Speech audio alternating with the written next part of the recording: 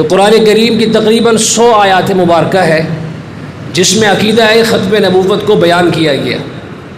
210 احادیث ہیں جس میں رسول اللہ صلی اللہ علیہ وسلم نے عقیدہ ختم نبوت کو بیان فرمایا. اور میرے عزیز بھائیوں، اس امت نے سب سے بڑی قربانی بھی حضور کے نام پہ دی ہے. آپ کہیں گے وہ کیسے؟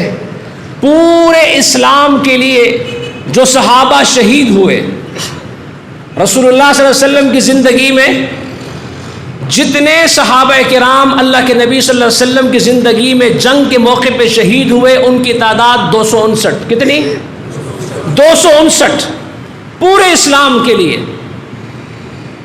ایک جنگ جو سیدنا صدیق اکبر رضی اللہ تعالی عنہ کے زمانہ خلافت میں حضرات صحابہ کرام نے مسلمہ کذاب کے خلاف یمامہ کے میدان میں نبی کی عزت و ناموس کے لیے، تحفظ ختم نبوت کی سر بلندی کے لیے ایک جنگ لڑی. اس میں جو صحابہ کرام اور تابعین شہید ہوئے ان کی تعداد 1200 ہے. پورے اسلام کے لیے 259 اور نبی کی عزت و ناموس اور ختم نبوت کے لیے جو صحابہ کرام شہید ہوئے ان کی تعداد 1200 کے قریب ہے، جس میں 700 قرآن کے عالم صحابہ تھے. اتنا بڑا خون، اتنا بڑا سرمایہ، میرے نبی کی سب سے قیمتی دولت صحابہ تھے.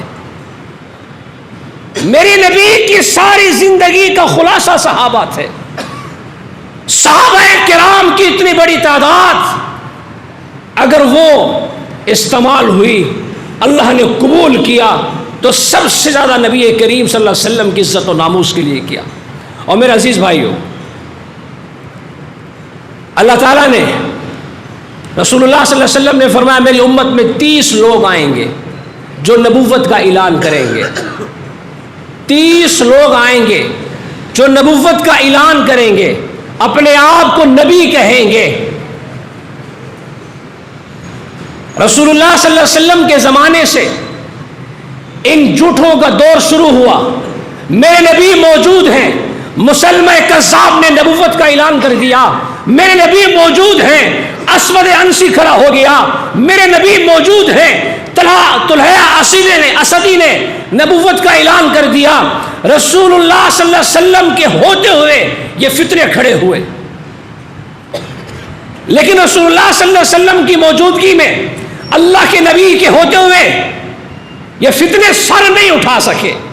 تھے ضرور، لیکن نبوت کا روب اتنا تھا، میرے نبی کی نبوت کا جلال اتنا تھا کہ ان کی نبوت چل نہ سکی. لیکن رسول اللہ صلی اللہ علیہ وسلم کی دنیا سے جانے کے بعد یہ فتنے کھڑے ہوئے، اور سیدنا صدیق اکبر رضی اللہ تعالی عنہ نے ان فتنوں کا مقابلہ کیا. ختم نبوت کی جماعت کے پہلے امیر، نبی کریم صلی اللہ علیہ وسلم کی عزت و ناموس کے تحفظ کرنے والی جماعت کے پہلے امیر حضرت سیدنا صدیق اکبر رضی اللہ تعالی عنہ ہے. حضرت ابوبکر صدیق رضی اللہ تعالی عنہ، ایک واقعہ یاد آ گیا کہ نبی کے ساتھ کتنی محبت تھی سیدنا صدیق اکبر کو. ایک سفر میں تشریف فرما ہے، نبی بھی ہیں، صدیق بھی ہیں، اللہ کے نبی بھی ساتھ ہے، سیدنا صدیق اکبر بھی ساتھ ہے. فرماتے ہیں کہ اللہ کے نبی کو پانی کی پیاس لگی. پانی کا ایک ہی گلاس تھا، ایک ہی برتن تھا، پانی کا ایک ہی برتن تھا. ہمارے آج کے معزز مہمان، وطن عزیز نہیں، پورے ملک کے، پوری دنیا کے مشہور و معروف قاری فخر القراء حضرت قاری محمد ابراہیم قاسی صاحب دام برکات العالیہ تشریف لا چکے ہیں. استقبال کیجئے. نعرہ تکبیر. یہ کوئٹہ سے آئے، اتنا نعرہ تو لگائیں کم از کم اختر کو ان تک آواز چلی جائے. نعرہ تکبیر، نعرہ تکبیر. تاج و تخت ختم نبوت، تاج و تخت ختم نبوت، عظمت صحابہ، عظمت اہل بیت، عالمی مجلس تحفظ ختم نبوت. حضرت قاری صاحب کو یہاں تشریف لانے پر، اس مسجد میں، ہماری کانفرنس میں، اس محلے میں تشریف لانے پر خوش آمدید کہتے ہیں۔ اللہ تعالیٰ نے قاری صاحب کو یہ اعزاز دیا ہے کہ قاری صاحب نے تقریباً 40 سے زائد ممالک میں جا کے اللہ کے قرآن کی آواز کو بلند کیا ہے۔ الحمدللہ، اللہ تعالیٰ ان کی آواز میں مزید ترقیوں سے اللہ تعالیٰ مالا مال فرمائے، اللہ تعالیٰ ان کی آواز کو اور خوبصورت فرمائے، اللہ تعالیٰ ان کی قرآن کریم کی تلاوت کے ذریعے سے اللہ غیر مسلموں کے لیے ہدایت کا ذریعہ بنا دے۔ میرے عزیز بھائیو، ایک سفر میں نبی کریم صلی اللہ علیہ وسلم اور اللہ کے نبی کے ساتھ سیدنا صدیق اکبر رضی اللہ تعالیٰ عنہ بھی ہیں۔ رسول اللہ صلی اللہ علیہ وسلم کو پانی کی پیاس لگی، حضرت ابوبکر صدیق فرماتے مجھے بھی پیاس لگی، سفر ایک ساتھ ہی کر رہے تھے، تو فرمایا پانی کا ایک ہی برتن، عشق کس کو کہتے ہیں؟ ہم دیواروں پہ عاشق رسول لکھ کے فارغ ہو جاتے، عاشق رسول کسے کہتے ہیں؟ فرماتے کہ پانی کی پیاس لگی، پانی کا ایک ہی برتن تھا، یا حضور پیتے یا ابو بکر پیتا، بس۔ سیدنا صدیق اکبر رضی اللہ تعالیٰ عنہ فرماتے ہیں میں نے وہ پانی کا برتن اللہ کے نبی صلی اللہ علیہ وسلم کو پیش کر دیا، میں نے کہا یا رسول اللہ آپ پانی پئیں۔ رسول اب اس کس کو کہتے ہیں؟ سیدنا صدیق اکبر رضی اللہ تعالیٰ عنہ فرماتے ہیں پانی حضور نے پیا، پانی حضور نے پیا، پیاس ابو بکر کی بجھ گئی۔ یہ عشق ہے۔ صحابہ کرام تو زندگی رسول اللہ صلی اللہ علیہ وسلم، بس اللہ کی نبی پر نظر پڑ جائے، حضور کا دیدار ہو جائے تو ان کی تو پیاس ہی ختم ہو جاتی تھی۔ تو میرے عزیز بھائیوں، آج میں اور آپ بھی الحمدللہ ثم الحمدللہ اسی نبی کی عزت و ناموس کے لیے جمع ہیں۔ آج میں اور آپ بھی درمیان میں کوئی دنیا کا واسطہ نہیں ہے، آپ سب بھی حضور کے لیے آئے ہیں، یہ علماء کرام بھی حضور کے لیے آئے ہیں، اور انشاءاللہ ہمارا یہ بیٹھنا اللہ کی نبی کی عزت و ناموس کے لیے کل قیامت کے دن رسول اللہ صلی اللہ علیہ وسلم کی شفاعت کا ذریعہ بنے گا انشاءاللہ۔ الحمدللہ اس وقت کراچی میں بڑے منظم طریقے سے عالمی مجلس تحفظ ختم نبوت کا کام ہو رہا ہے۔ پوری ایک علماء کی جماعت ہے، ایک ٹیم ہے جو کراچی کی سطح پر، پھر ضلع کی سطح پر، پھر ٹاؤن کی سطح پر، پھر علاقوں کی سطح پر تقسیم کر رکھی ہے، ان میں اکثر ائمہ کرام ہیں۔ تو آپ بھی اس جماعت کا دست و بازو بنے، آپ بھی اپنا نام محافظین ختم نبوت میں لکھوائیں۔